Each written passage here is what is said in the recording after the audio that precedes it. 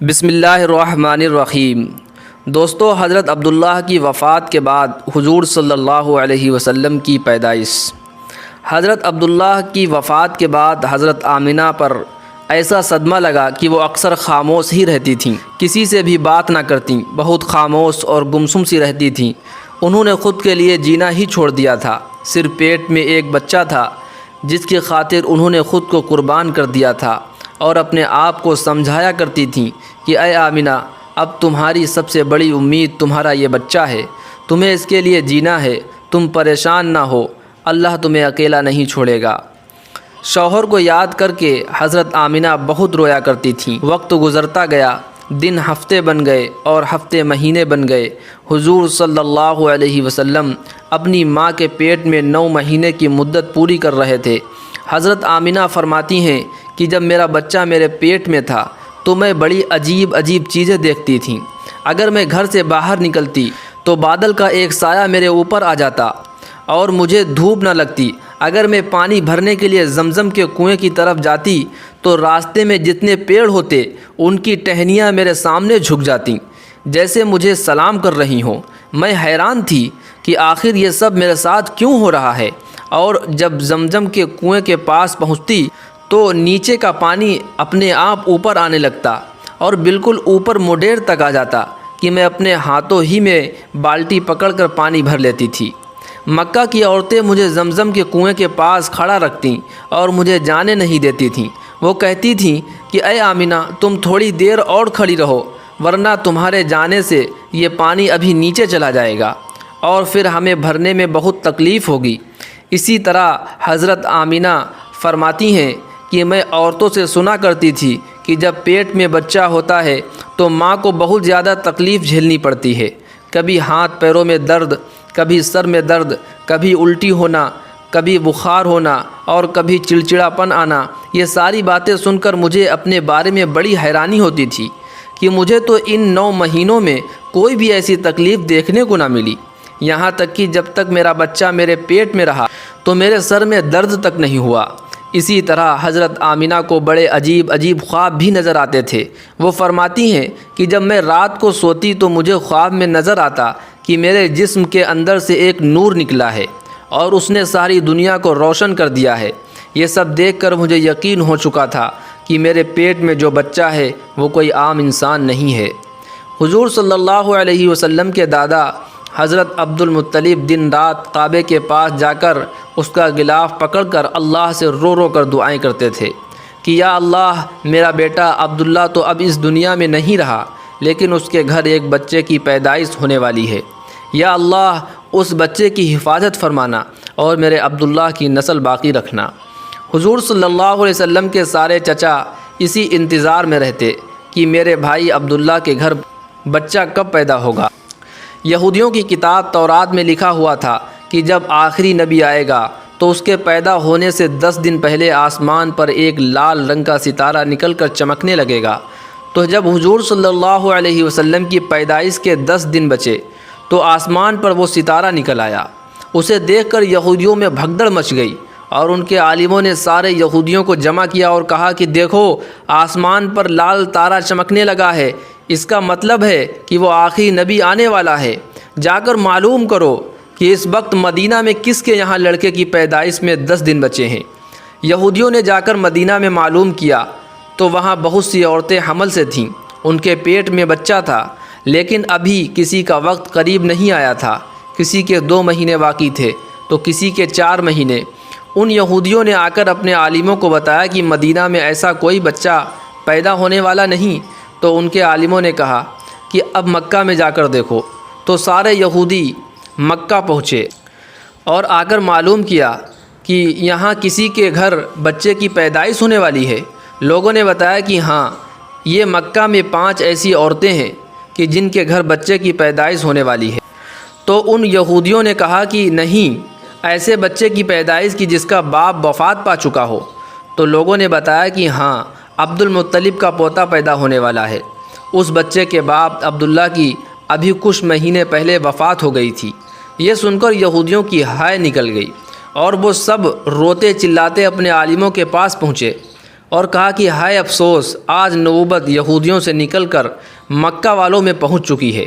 وقت گزرتا گیا اور آخر وہ دن بھی آیا کہ جس کا سبھی کو بے صبری سے انتظار تھا۔ وہ دن بھی آیا کہ جس کا انتظار آسمان و زمین، چرند و پرند اور ہر مخلوق کر رہی تھی۔ آج اس بچے کی پیدائش ہوئی جس کی وجہ سے اس دنیا کو بنایا گیا تھا کہ اگر وہ نہ ہوتا تو شاید کچھ بھی نہ ہوتا۔ آج اس بچے کی پیدائش ہوئی کہ جس کے لیے چاند کے 2 ٹکڑے کر دیے گئے۔ آج اس بچے کی پیدائش ہوئی کہ جس کے خاطر سورج کو اپنی جگہ پر روک دیا گیا اور اللہ نے حکم دے دیا کہ اے سورج ابھی مت ڈوبنا، کیونکہ میرے حبیب محمد صلی اللہ علیہ وسلم نے ابھی عصر کی نماز نہیں پڑھی ہے۔ آج اس بچے کی پیدائش ہوئی جس کے پاس ساری زندگی میں جبریل 26,000 بار آئے۔ رات کا وقت ہو چکا تھا، حضرت آمینہ کے پیٹ میں ہلکا سا درد اٹھا اور ان کو محسوس ہوا کہ شاید آج میرے بچے کی پیدائش ہونے والی ہے، تو انہوں نے حضرت عبد المطلب کو اس بات کی خبر دی۔ حضرت عبد المطلب نے اپنے محلے کی دائی حضرت شفا کو اپنے پاس بلایا اور کہا کہ آج رات تم آمینہ کے ساتھ ہی گزارو، کیونکہ میرے بیٹے عبداللہ کے گھر آج بچہ پیدا ہونے والا ہے۔ رات گزرتی گئی، چاند بھی کہیں خاموش ہو کر بادلوں میں چھپ گیا تھا۔ حضرت آمینہ فرماتی ہیں کہ جس رات میرے گھر بچے کی پیدائش ہوئی تو اس دن میرے گھر میں غریبی کا یہ عالم تھا کہ ہمارے یہاں چراغ میں تیل جلانے کے لیے بھی پیسے نہیں تھے۔ دوستو، اس غریبی میں حضور صلی اللہ علیہ وسلم اس دنیا میں تشریف لائے۔ اس رات حضرت عبد المطلب اور ان کے سارے لڑکے گھر کے باہر بیٹھے رہے کہ اگر میرے بھائی عبداللہ کی بیوی کے ساتھ کوئی بھی حادثہ ہو تو ہم فوراً اس کے لیے علاج کا انتظام کریں گے، اور پوری رات کوئی بھی نہیں سویا۔ رات ڈھلتی جا رہی تھی، چاند بھی خاموش ہو کر ڈوب چکا تھا، ہر طرف اندھیرا ہی اندھیرا تھا، گھر کے اندر بھی اندھیرا، باہر بھی اندھیرا۔ سحری کا وقت ہو چکا تھا کہ اچانک حضرت آمینہ کے پیٹ میں ہلکا سا درد اٹھا اور وہ سمجھ گئیں کہ اب بچے کی پیدائش ہونے والی ہے۔ انہوں نے دائی شفا کو آواز دے کر کہا کہ مجھے درد ہو رہا ہے۔ 1 گھنٹہ بچے کی پیدائش میں گزرا اور پھر صبح ہونے سے کچھ پہلے ہمارے صلی اللہ علیہ وسلم اس دنیا میں تشریف لائے۔ حضور صلی اللہ علیہ وسلم کی پیدائش پر 3 باتیں بڑی عجیب ہوئیں جنہیں دیکھ کر دائی شفا بھی حیران رہ گئی۔ پہلی چیز کہ جب بچہ پیدا ہوتا ہے تو اس کی ناف ماں کی آنت سے جڑی ہوتی ہے، لیکن ہمارے حضور صلی اللہ علیہ وسلم کی ناف ماں کی آنت سے بالکل الگ تھی۔ دوسری چیز کہ جب بچہ پیدا ہوتا ہے تو اس کے ساتھ بہت زیادہ خون نکلتا ہے، لیکن ہمارے حضور صلی اللہ علیہ وسلم جب پیدا ہوئے تو اندر سے خون کا ایک قطرہ بھی نہیں نکلا۔ تیسری چیز کہ جب لڑکا پیدا ہوتا ہے تو اس کا ختنہ نہیں ہوتا ہے، لیکن ہمارے حضور صلی اللہ علیہ وسلم جب پیدا ہوئے تو آپ کا ماں کے پیٹ کے اندر ہی سے ختنہ ہوا تھا، دنیا میں آپ کا ختنہ نہیں کیا گیا۔ یہ 3 چیزیں دیکھ کر دائی شفا گھبرا گئیں اور حضرت آمینہ سے کہنے لگی کہ اے آمینہ، میں نے اپنی ساری زندگی میں ایسا بچہ نہیں دیکھا۔ حضرت شفا نے حضور صلی اللہ علیہ وسلم کو اپنی گود میں لے کر ایک طرف زمین پر لٹا دیا۔ دائی شفا نے جیسے ہی حضور صلی اللہ علیہ وسلم کو زمین پر لٹایا تو حضور صلی اللہ علیہ وسلم نے ایک جھٹکے سے کربٹ بدلی اور گھٹنے ٹیک کر سیدھے سجدے میں چلے گئے۔ یہ دیکھ کر حضرت آمینہ کی حیرانی کی انتہا نہ رہی۔ پورے 15 منٹ تک حضور صلی اللہ علیہ وسلم سجدے میں رہے اور پھر اپنا سر اٹھا کر آسمان کی طرف انگلی سے اشارہ کیا اور ساری دنیا کو بتا دیا کہ اے لوگوں، اس دنیا کو پیدا کرنے والی ذات صرف ایک اللہ کی ہے۔ حضرت آمینہ فرماتی ہیں کہ میں نے اپنے بچے کو اپنی گود میں لیا تو اچانک کیا دیکھتی ہوں کہ آسمان کے ستارے زمین کے قریب ہوتے چلے آ رہے ہیں، اور پھر اچانک ایک بادل کا سایہ میرے کمرے کے اندر آیا اور پھر میری گود سے میرا بچہ اس بادل کے سائے میں غائب ہو گیا۔ اس بادل کے اندر سے ایک آواز آنے لگی کہ اے جبریل، اس بچے کو ساری دنیا کا چکر لگاؤ، سارے نبیوں کی خوبیاں دو، اسے یوسف کی خوبصورتی دو، اسے ایوب کا صبر دو، اسے ابراہیم کی دوستی دو، اسے داؤد کی میٹھی زبان دو۔ اور پھر حضرت آمینہ فرماتی ہیں کہ تھوڑی دیر کے بعد وہ بادل کا سایہ ختم ہو گیا اور میں دیکھتی ہوں کہ میرا بچہ میری گود میں لیٹا ہوا تھا۔ صبح ہونے والی تھی۔ دائی شفا نے باہر نکل کر حضور صلی اللہ علیہ وسلم کے دادا عبد المطلب کو خوشخبری سنائی اور کہا کہ اے عبد المطلب تجھے پوتا مبارک ہو۔ یہ سن کر رات بھر کے جاگے عبد المطلب کی ساری تھکن جیسے ایک پل میں ختم ہو گئی ہو، اور وہ اتنا زیادہ خوش ہوئے کہ ان کی آنکھوں سے آنسو بہنے لگے، اور دائی شفا سے کہا کہ جلدی سے مجھے میرا پوتا لا کر دو۔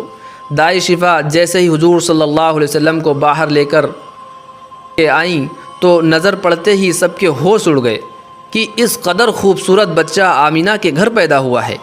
سارے چچا بھی اپنے بھتیجے کو دیکھ کر بہت زیادہ خوش ہوئے، یہاں تک کہ جب ابو لہب کی باندی سبیبہ نے ابو لہب کو جا کر خوشخبری سنائی کہ اے ابو لہب تجھے بھتیجا مبارک ہو، تو یہ سن کر ابو لہب اتنا زیادہ خوش ہوا کہ اس نے اپنی باندی سبیبہ سے کہا کہ جا، میں نے تجھے بھتیجے کی خوشی میں آزاد کر دیا۔ حضرت عبد المطلب بہت بوڑھے ہو چکے تھے، لیکن پھر بھی مارے خوشی کے اپنے پوتے کو گود میں لیے کعبہ کی طرف دوڑتے جا رہے تھے۔ سارے مکہ والے بھی خوشی سے نعرہ لگاتے ہوئے حضرت عبد المطلب کے پیچھے چل رہے تھے۔ کعبے کے پاس پہنچ کر عبد المطلب نے اللہ سے دعا کی، اے اللہ میرے پوتے کو سلامت رکھنا اور اسے زندگی میں بہت بڑا انسان بنانا۔ شاید عبد المطلب کو پتہ ہی نہیں تھا کہ ان کا پوتا تو وہ انسان ہے جس کی خاطر اس دنیا کو بنایا گیا ہے۔ ان کا پوتا اتنا بڑا انسان ہے کہ اللہ نے معراج کے موقع پر اسے زمین سے اٹھا کر 7ویں آسمان پر اپنے سامنے بٹھایا اور اس سے باتیں کیں۔ ان کا پوتا تو وہ انسان ہے کہ جسے مایوس دیکھ کر اور اس کی آنکھوں میں آنسو دیکھ کر آسمانوں پر تہلکہ مچ جاتا تھا۔ حضرت عبد المطلب نے کعبے کا غلاف پکڑ کر اپنے پوتے کے لیے دعائیں مانگی، اور پھر انہوں نے اپنے پوتے کا نام محمد رکھا۔ محمد کا مطلب ہوتا ہے کہ جس انسان کی بہت زیادہ تعریف کی جائے۔ یہ نام سن کر مکہ والے کہنے لگے کہ اے عبد المطلب یہ کیسا عجیب سا نام تم نے اپنے پوتے کا رکھ دیا ہے، ہم نے تو آج تک ایسا نام نہیں سنا۔ تو حضرت عبد المطلب نے جواب دیا کہ اے مکہ والو، تمہیں کیا پتہ کہ میرے اس بچے کی ایک دن کیسی شان ہوگی، لوگ اس کے پیچھے چلیں گے۔ ایک بار حضور صلی اللہ علیہ وسلم مدینہ میں اپنے صحابہ کرام کے ساتھ بیٹھے ہوئے تھے تو حضور صلی اللہ علیہ وسلم کے چاچا حضرت عباس نے فرمایا کہ اے اللہ کے رسول صلی اللہ علیہ وسلم، مجھے بچپن ہی میں معلوم ہو گیا تھا کہ آپ بڑے ہو کر کوئی بہت بڑے انسان بنو گے۔ حضور صلی اللہ علیہ وسلم نے پوچھا کہ اے چچا جان آپ کو کیسے پتہ چلا؟ تو حضرت عباس رضی اللہ عنہ نے فرمایا کہ اللہ کے رسول، جب آپ 2 مہینے کے تھے تو ایک رات میں نے آپ کو دیکھا کہ آپ چارپائی پر اکیلے لیٹے رو رہے ہیں۔ میں نے آپ کو چپ کرانے کی کوشش کی، لیکن آپ نے میری طرف نہیں دیکھا، بلکہ اچانک آسمان کی طرف دیکھ کر مسکرانے لگے۔ میں حیران رہ گیا، اور پھر میں نے بھی آسمان کی طرف دیکھا تو میری نظریں پھٹی کی پھٹی رہ گئیں۔ میں نے دیکھا کہ چاند آپ کی انگلی کے اشارے پر ناچ رہا ہے، آپ جدھر انگلی لے جاتے چاند ادھر دوڑتا ہے۔